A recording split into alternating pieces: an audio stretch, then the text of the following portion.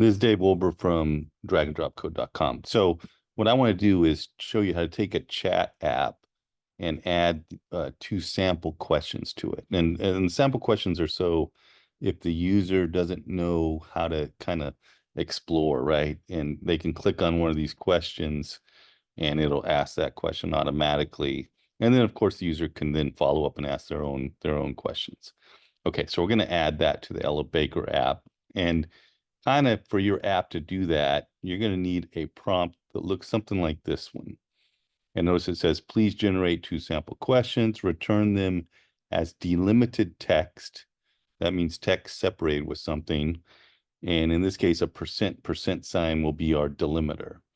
Okay, and notice what ChatGPT comes up with is these two questions with percent signs in between them. And then our Thunkable code will have to process that, get the list of questions, and then of course what we really want it to do is stick those questions on these two buttons so the user can ask them. Okay, let's do the code. Let me show you how to do that in code, and just remember this prompt because we're gonna use it. First thing is, let me bring up Thunkable, and I've got the Ella Baker app. And first thing I'm going to do is make some room for our sample questions.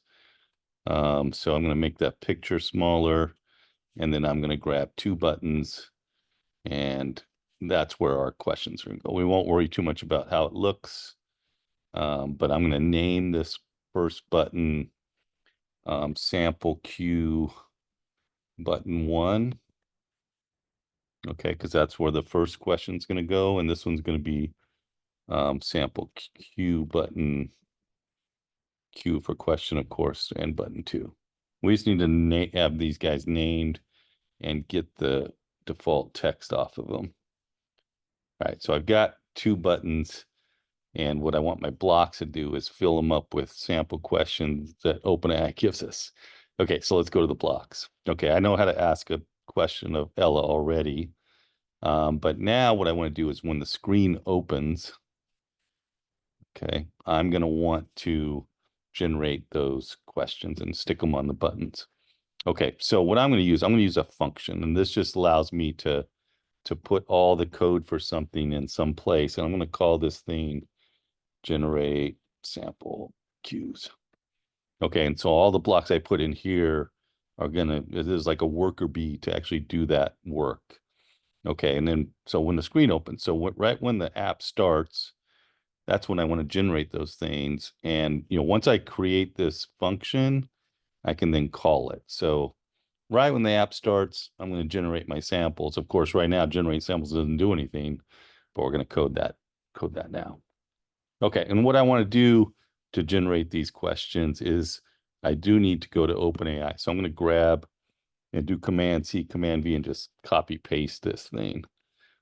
Of course, I don't want to do exactly the same thing, but I do want to go to OpenAI, and I want to get rid of this prompt. I'm not going to ask her a question with the user's input, right? So I'm going to kind of get rid of that.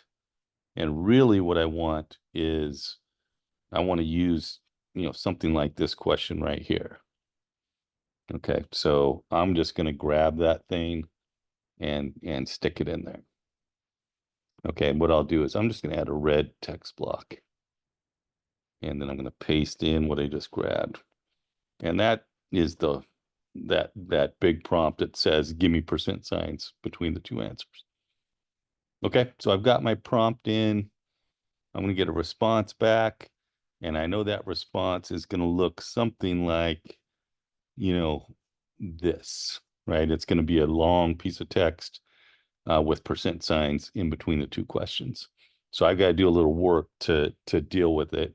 If there's an error, meaning like my OpenAI key doesn't work, I still want to just display that. But in this else slot is where I got to do my real work. Okay, and what I'm going to do is I'm going to use a couple more variables. So I'm going to create a variable which is the questions as text. Okay, and this is just going to give me my original long piece of text. And what I'm going to do is I'm going to set questions as text to the response I get back. So what it should be is it should be this whole thing, right? That's what I'm going to get back from OpenAI, and that's what I'm going to put in the variables questions as text. And what I need to do is I want to convert that into a Thunkable list because I want to get the two items separately, and then I can stick one on the first button and one on the second button. So I'm going to create another variable, and I'm just going to call this the question list. Okay, and it's going to be a list. So I'm going to start it off and just define it as an empty list. Okay, and then what I want to do is convert that text and make that text into a Thunkable list with 1 and 2, the two indexes. Okay, and Thunkable's got this nice block called make list from text, and I'm going to use it. Okay, and what I want to do is I want to set my question list. So I'm going to grab, you can only grab a set name or whatever the first variable was, and then you have to choose that triangle to change it. But I'm going to set my question list to make a list. Okay, let's kind of just clean up a little bit. We've got our variables over here. And my delimiter, remember, if I go back to ChatGPT, my delimiter is these double percent signs. Okay, so I need to remember to put that in there. And basically what this make list from text block does, oh, sorry, I need to also tell which list, which text. So it's questions as text is my big long piece of text. So I need to grab a reference to that. Okay, so what I'm saying is grab that long piece of text. It's separated with percent signs. And what this make list from text does is gives me two list items in this thing called question list. So question list 1 will be, just this, and question list 2 will be this. Okay, that's what the magic kind of make list from text block does for me. Okay, now, we need to do a little work to put each of those items onto a button. Remember, I've got sample Q button 1, and I need to set its text. And what I'm going to do is go to lists. There's this great block called get. So I can get one of the items on my list. The list I care about is question list. So from this question list I just created, I want to get the first thing and stick it on sample Q button 1. All right, and then I'm going to copy that, and I'm going to do the same thing and get the second item. But of course, I want to do that to sample Q button 2. So my goal is to fill up the text of these two things with these two list items I got back from the work I was doing, when I get the response back from OpenAI. All right, let's just test this out. I'm going to run it. And okay, yeah, it kind of quickly came up with the two questions and put them up here on in my app. Okay, cool. So we're getting there. We're getting close. Now, the one thing we don't have is the user can't actually ask the question. Like if I run this again and click one of these, nothing happens. Okay, so we need to respond to these button clicks. And let me go back to editing. And one thing we need to do, we need to go to the designer and actually in the designer, we've got these two buttons, but what we need to change when they click one of these is we need to stick something in this question box. And just remember that's text input 1. Okay, so when the first button is clicked, what I want to do is I want to change what's in the text input, and I'm going to change it. And I know my text of my button, okay, now has the question in it. So I'm going to just change it so it's going to be the same as that. So whatever's now on the button, I'm going to stick that in the text input. Okay, let's test this out. So when they click this first button, notice I filled my question and then I could ask it. Okay. So let me go back. I need to do the same thing for the second button. So once again, copy paste. I want question button 2.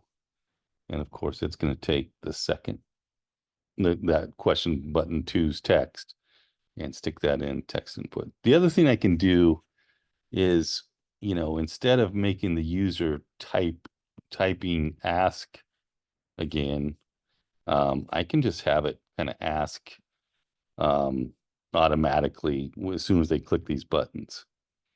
Okay, to do that, I'm going to create a new function, and it's going to be called ask it.